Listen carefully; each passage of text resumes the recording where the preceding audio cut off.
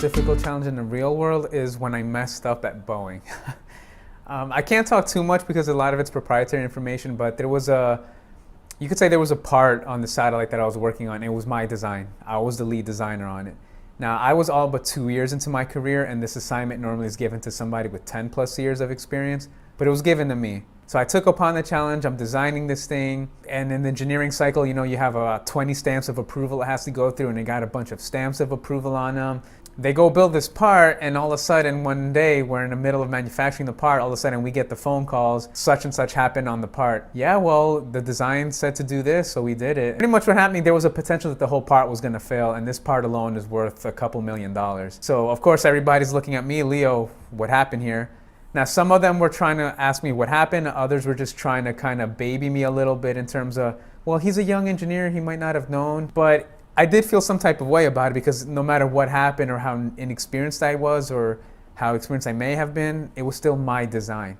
So I felt I put the load burden on myself because I failed. It was a failure, it was a major hiccup, and it did cause problems because nonetheless it was a schedule conflict. And for those who don't know, a minute lost in the satellite industry is a lot of money lost. So you're gonna have to find a way to recuperate that schedule that we lost. What ended up happening from it, we were able to find a fix for it. It cost a few days of schedule time, but we were able to recuperate that.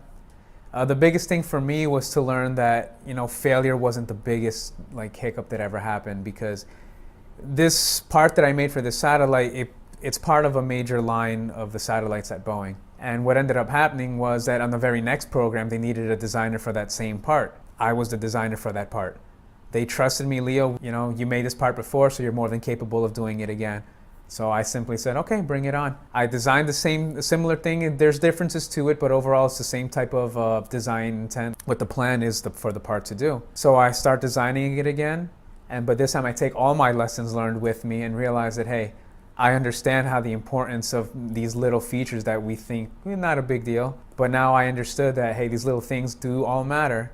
So I took my lessons learned from that major failure I had, the major hiccup I had, brought it onto this one, and I got this one done on time. Everything went smoothly. There was no major hiccups, not even a small hiccup. Everything went by smoothly on this one.